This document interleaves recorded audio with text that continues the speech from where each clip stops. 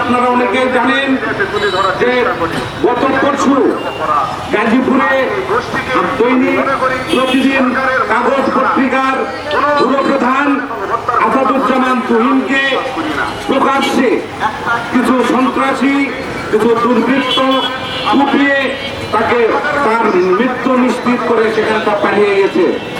এই সে আসাদুজ্জামান তুহিনের অপরাধ কি ছিল? তার অপরাধ ছিল কিছু সন্ত্রাসী কিছু দুর্বৃত্তরা বিভিন্ন কারণে আরেকজনের উপর আক্রমণ চালিয়েছিল। সেই আক্রমণের ভিডিওটা ধারণ করিয়েছিলেন। একজন সাংবাদিকের কাজ কি? একজন সাংবাদিকের কাজ হলো যাবতীয় অন্যায়কে তার কলম তার টিভি তার ক্যামেরার মাধ্যমে তুলে ধরা। আসাদুজ্জামান তারই সেই দায়িত্বটাই পালন করতে গিয়েছিলেন। সেই দায়িত্ব পালন করতে গিয়ে তাকে অকাতরে প্রাণ দিতে হলো। অথচ দুঃখের বিষয় সেখানে হাজার হাজার লোক উপস্থিত ছিল, কিন্তু কেউ তার প্রতিবাদ করতে এগিয়ে আসেনি। এইরকম যদি পরিবেশ চলতে থাকে আমরা আমাদের উপরে একদিন এই আক্রমণ হবে, আপনার উপর আক্রমণ হবে, কেউ এগিয়ে আসবে না। আজকে আমি নওগাঁবাসী সহ সারা দেশের সুশীল সমাজকে দান বলতে চাই, আপনারা কোথায়? আজকে একজন সাংবাদিককে এভাবে নিহত করা হলো, হত্যা করা হলো, কই আপনাদের কোন আওয়াজ দেওয়ার জন্য আপনাদের কোন প্রতিবাদ দেখি না? আপনারা কেন দৃষ্টি বসে আছেন?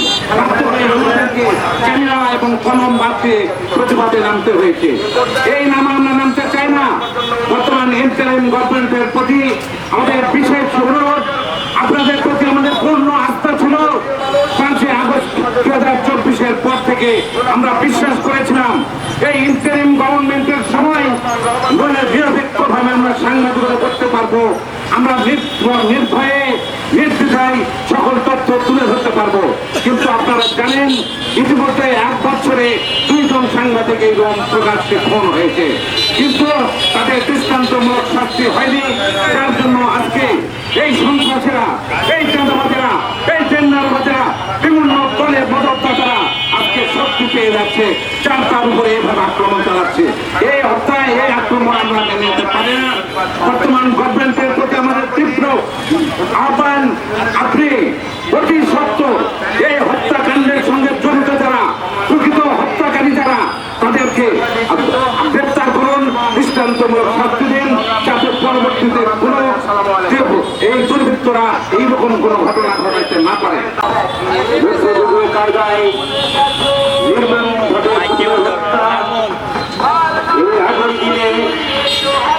বাংলাদেশের আবহাওয়া পত্রিকা সাংবাদিক আনোয়ার হোসেনকে পিটিয়ে আহত করে তার দিনের উপরে লিপ্ত করা হয়।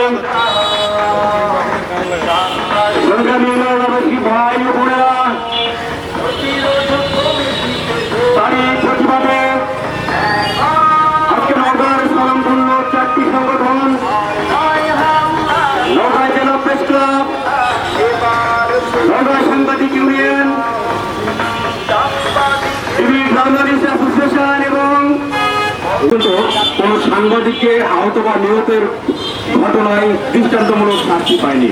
সাগরণী, বাবু ভাই, শাকিল সহ বর্তমানে 2025 সালে এসে গাজীপুরের প্রতিদিনের কাগজ পত্রিকার স্টাফ রিপোর্টার আসাদুজ্জামান তুহিন এবং বাংলাদেশের আলো পত্রিকার একজন সাংবাদিককে জখম করা হয়েছে এবং তুহিনকে নির্মমভাবে গলা কেটে এবং কুপিয়ে হত্যা করা হয়েছে। এই ঘটনায় এখন পর্যন্ত প্রশাসন 7 জনকে আটক করেছে, কিন্তু আটক করেই আসলে কতটুকু এর বিচার হবে আমরা সেটা প্রশ্ন রেখে গেলাম আপনাদের কাছে।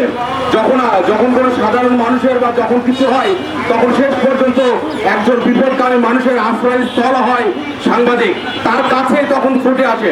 কিন্তু সেখানে হাজার হাজার মানুষ ছিল গাজীপুর চৌরাস্তার মতো একটি জনবহুল জায়গাতে, সেখানে কোনো মানুষ এগিয়ে আসেনি, কোন মানুষ তাকে উদ্ধার করতে এগিয়ে আসেনি, দূর থেকে দেখছিল।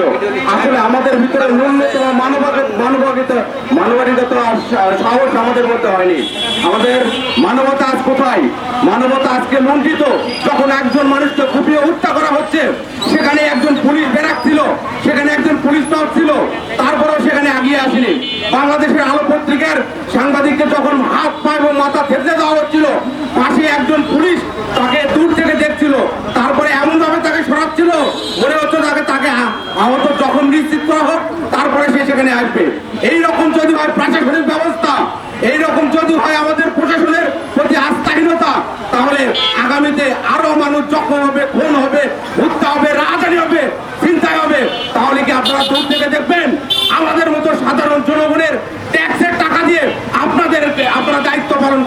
তাহলে সাধারণ মানুষের নিরাপত্তা নাই কেন?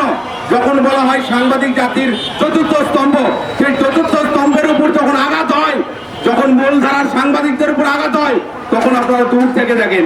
আজকে আমরা পথে নেমেছি, আগামীকাল আপনারাও পথে নামবেন। একই হাল হবে আপনাদের যদি আপনারা সচেতন না হন, যদি আপনারা অন্যায়ের বিরুদ্ধে প্রতিরোধ না করে তোলেন। তাহলে আজকে যেমন সাংবাদিকের উপর আঘাত এনেছে, আগামী তো আপনাদের উপর আঘাত আনবে। তাই আমি অনুরোধ করব, দ্রুত বিচার ট্রাইব্যুনালে যেন তাদের বিচার করা হয়, দ্রুত তাদের আইনের আওতায় যেন আনা হয়, দৃষ্টান্তমূলক শাস্তি যেন দেওয়া হয়। যে একজন মানুষকে দিন দুপুরে হত্যা করা হচ্ছে, তার শাস্তি যেন কঠিন থেকে কঠিনতর দেওয়া হয়। তাহলে আগামীতে যারা অপরাধ করবে তারা আর সাহস পাবে না। আমরা চাই আজকে যে প্রতিরোধ আমরা গড়ে তুলেছি, যদি দ্রুত বিচার না করা হয়, যদি সাংবাদিক হত্যার বিচার না করা হয়, সাংবাদিকের প্রতি আহত করার বিচার না করা হয়, তাহলে আগামীতে আমরা কলম বিরোধী করবো, আমরা কঠোর আন্দোলন করে তুলব। আমরা চাই অন্যায়ের বিরুদ্ধে শুধু সাংবাদিক নয়, সাধারণ মানুষ আসুক। কারণ আমরা 71, 52, 47 গণঅভ্যুত্থানে এবং 2024 সালে ছাত্র জনতার আন্দোলনের মধ্য দিয়ে একটি বাংলাদেশ, নতুন বাংলাদেশ আমরা পেয়েছি। সেটি যেন কোনোভাবে বৃথা না যায়। শুধু কলমের মাধ্যমে লিখি, ক্যামেরার মাধ্যমে লিখি, এই কলম এবং ক্যামেরার মাধ্যমে লিখতে গিয়ে যদি আমরা এই নৃশংসভাবে হত্যা করতে হয়, সাধারণ মানুষের কথা বলতে গিয়ে যদি আমাদের থামাতে হয়, তাহলে বুঝে নেন দেশের আইন শৃঙ্খলা পরিস্থিতি কতটা নিয়েছে। ভাইরা আমার, তুহিনের কি অপরাধ ছিল?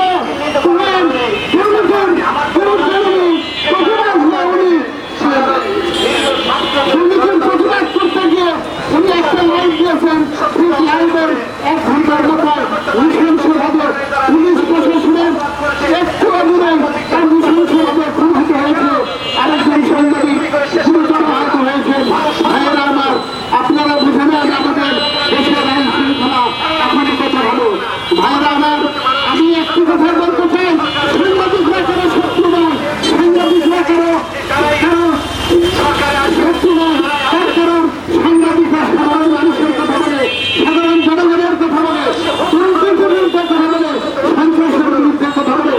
কিন্তু একটু দেশটি আমরা দেখে আসছি, বিগত বিভিন্ন সরকারের সময় দেশের মানুষ যে মনে আছে তাদের কথা তুলে ধরতে গিয়ে সাংবাদিক খুন হয়েছে। দেখা গিয়েছে বিগত